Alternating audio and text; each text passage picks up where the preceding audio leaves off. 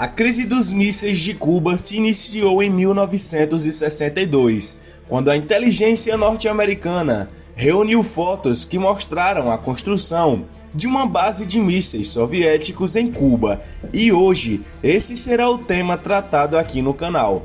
Portanto, se você ainda não é inscrito no canal, se inscreva, ative as notificações, dê um like, compartilhe o vídeo e vamos embora.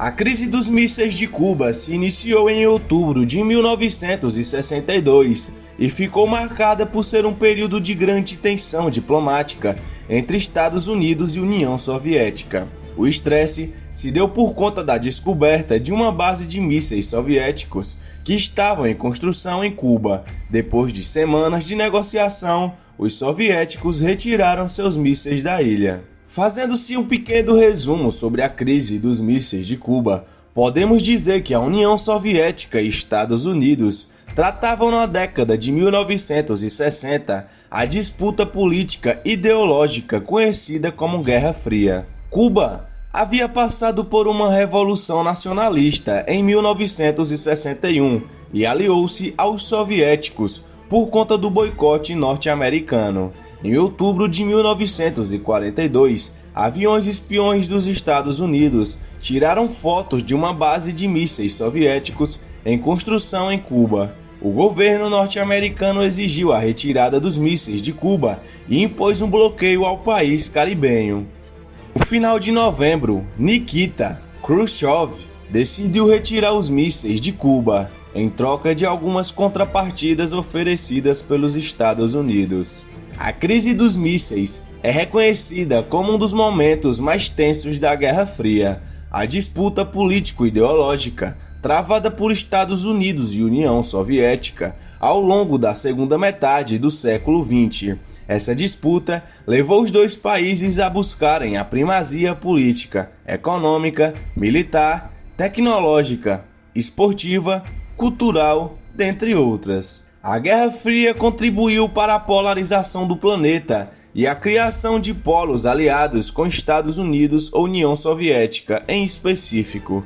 Além disso, o conflito contribuiu para uma intensa disputa tecnológica e militar, em que as duas nações procuravam inovar e acumular os maiores avanços possíveis nessas áreas. No campo tecnológico, isso se manifestou na questão da corrida espacial, por exemplo, e também chegou aos meios militares, uma vez que uma verdadeira corrida armamentista se iniciou na década de 1950, sobretudo no que se referia às armas nucleares. Um sinal disso foram os testes atômicos realizados pelas duas nações no período mencionado. A questão do poderio militar, sobretudo das bombas nucleares, fez o presidente dos Estados Unidos, John Kennedy, anunciar em fevereiro de 62 que seu país possuía poderio nuclear para revidar ataques realizados por qualquer país. Além disso, Kennedy autorizou uma série de testes nucleares em respostas aos testes conduzidos pelos soviéticos. Além disso, os dois países tiveram uma pequena escalada de tensão entre si por conta de Cuba, uma pequena ilha no Caribe. Em 1959, Cuba passou por uma revolução nacionalista, conduzida por um grupo guerrilheiro liderado por Fidel Castro. Essa revolução levou a uma série de reações contra-revolucionárias dos Estados Unidos, insatisfeitos com os rumos de Cuba após a revolução.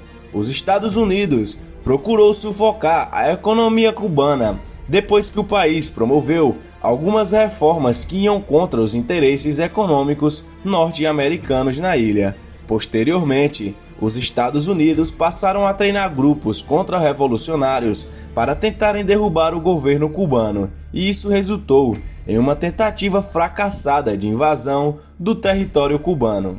O isolamento de Cuba causado pela pressão norte-americana fez com que o governo cubano buscasse abrigo em uma aliança com os soviéticos. Essa aproximação de Cuba com a União Soviética se deu em 61, ano da fracassada invasão da Baía dos Porcos. Foi exatamente essa aproximação de soviéticos e cubanos que levou ao momento de maior tensão em toda a Guerra Fria.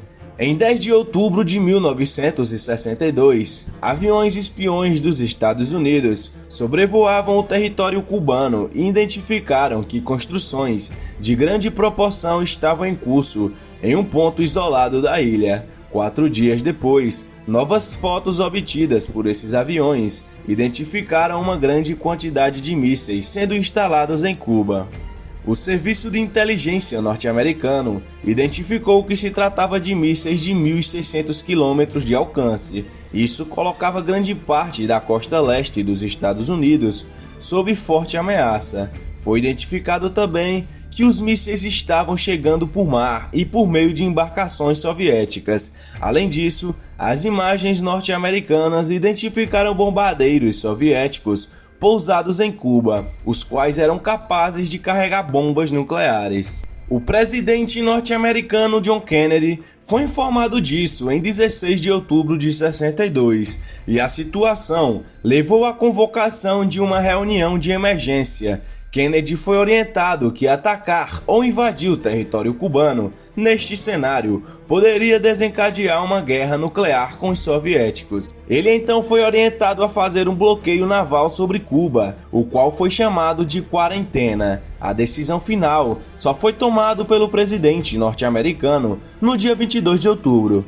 E, no mesmo dia, ele anunciou para toda a população norte-americana, por meio da televisão, sobre o que estava acontecendo. A quarentena imposta pelos Estados Unidos a Cuba funcionaria da seguinte maneira: toda embarcação soviética a caminho de Cuba seria revistada por forças militares norte-americanas, e as que não estivessem armamentos seriam liberadas, e as que contivessem mísseis ou materiais relativos à construção das bases seriam impedidas de passar. Os Estados Unidos demonstraram estar dispostos a atacarem as embarcações soviéticas que furassem o bloqueio, e Moscou anunciou que isso era uma afronta à soberania cubana.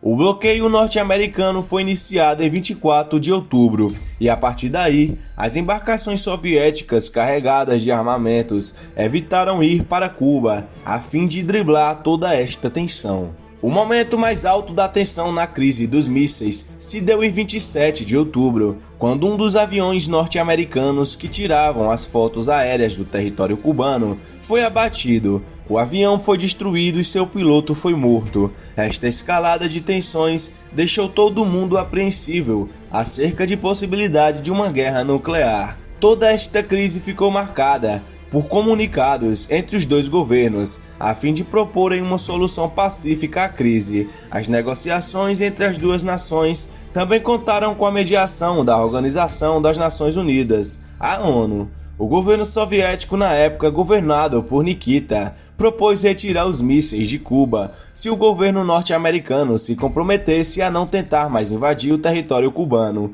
Posteriormente, a União Soviética completou sua resposta, anunciando que desmontaria as bases e aceitaria a presença da ONU caso os Estados Unidos se comprometessem a desmontar as bases de mísseis que possuíam na Turquia. Em 28 de outubro de 62, Nikita anunciou que a União Soviética recuaria e desmontaria suas bases de mísseis no território cubano. O governo soviético também permitiu que militares norte-americanos revistassem as embarcações soviéticas que saíam de Cuba para confirmar que os mísseis estavam sendo retirados do país. Os norte-americanos anunciaram publicamente que se comprometeriam a não mais tentar invadir Cuba. Secretamente, o governo norte-americano também aceitou retirar seus mísseis de uma base que havia sido instalada na Turquia.